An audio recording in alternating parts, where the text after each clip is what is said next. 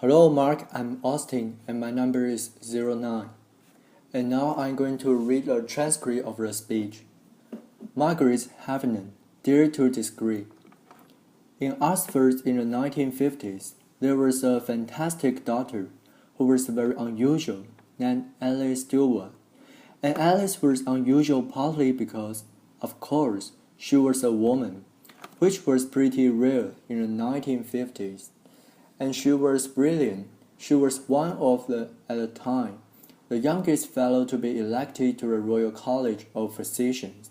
She was unusual too because she continued to work after she got married, after she had kids, and even after she got divorced, and was a single parent.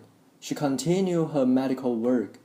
And she was unusual because she was really interested in a new science, the emerging field of epidemiology, the study of patterns in disease, but like every scientist, she appreciated that to make her mark. What she needed to do was find a hard problem and solve it. The hard problem that Alice chose was the rising incidence of childhood cancers. Most disease is correlated with poverty, but in the case of childhood cancers, the children who were dying seemed mostly to come from affluent families. So, what? She wanted to know could explain this anomaly.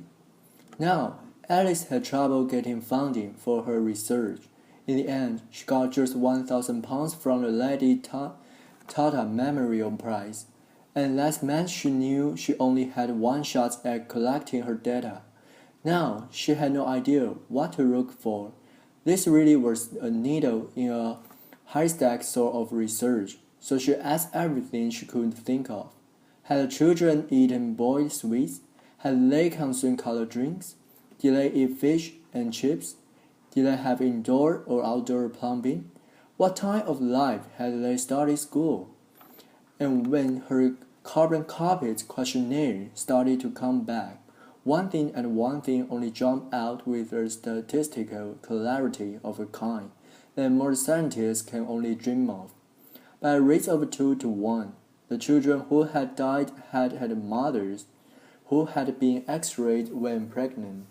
Now that finding flew in the face of conventional wisdom. Conventional wisdom held that everything was set up to a point, a threshold.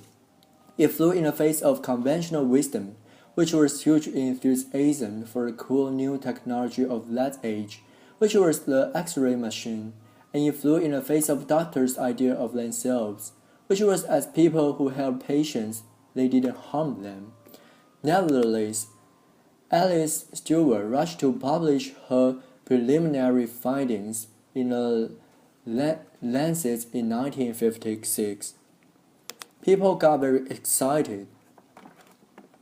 There was talk of Nobel Prize, and Alice really was in a big hurry to try to study all the cases of childhood cancer she could find before they disappeared. In fact, she need not have hurried.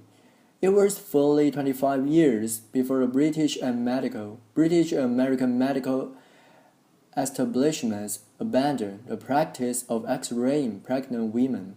The data was out there, it was open, it was freely available, but nobody wanted to know. A child a week was dying, but nothing changed. Openness alone can drive change. So for 25 years, Alice Stewart had a very big fight on her hand. So how did she know that she was right? Well, she had a fantastic model for thinking. She worked with a statistician named George Neal, and George was pretty much everything that Alice was saying. So Alice was very outgoing and sociable, and George was a recluse. Alice was very warm, very empathetic with her patients. George frankly preferred numbers to people, but he said there's a fantastic thing about their working relationship. He said, "My job is to prove Dr. Stewart's wrong." He actively sought this confirmation. Different ways of looking at her models, at her statistics, different ways of crunching the data in order to disprove her. He saw his job as creating conflicts around her theories, because it was only by not being able to prove that she was wrong that George could give Alice the confidence she needed to know that she was right. It's a fantastic model of collaboration, thinking partners who aren't echo chambers. I wonder how many of us have, or dare to have, such collaborators. Alice and George were very good at conflicts, they saw it as thinking.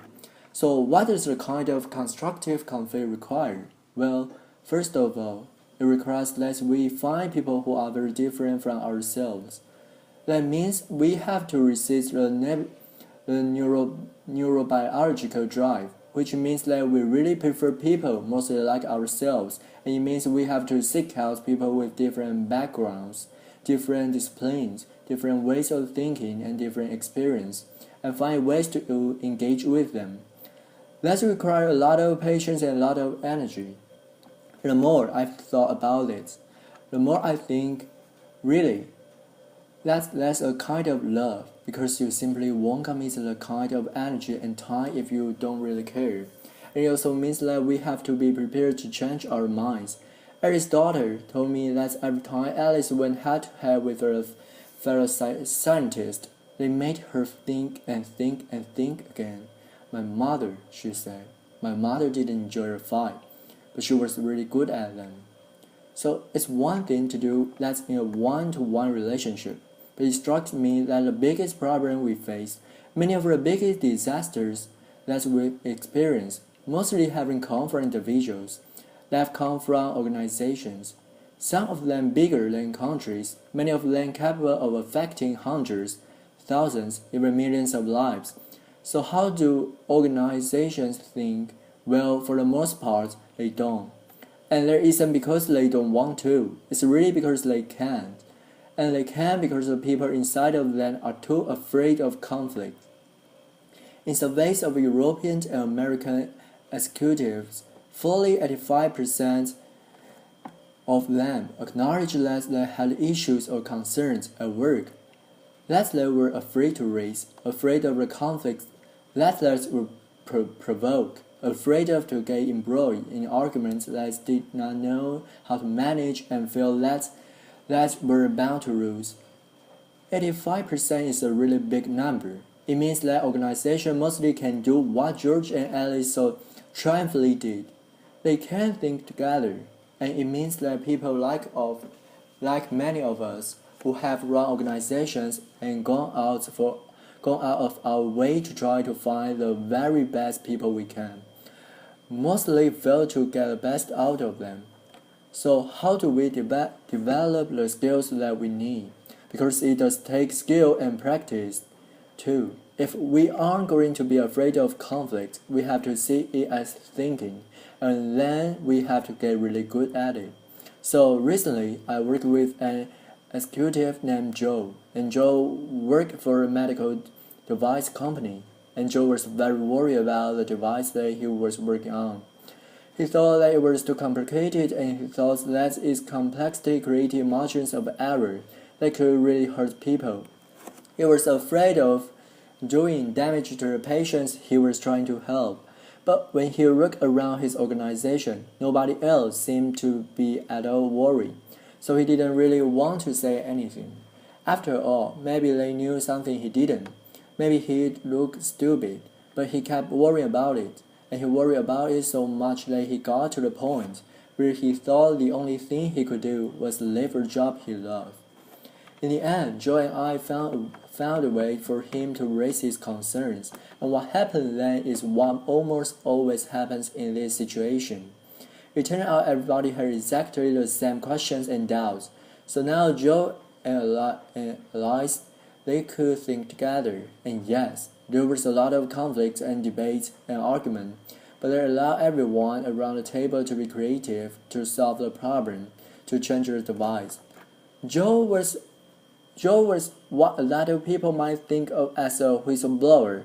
That's like almost all whistleblowers. He wasn't a crank at all.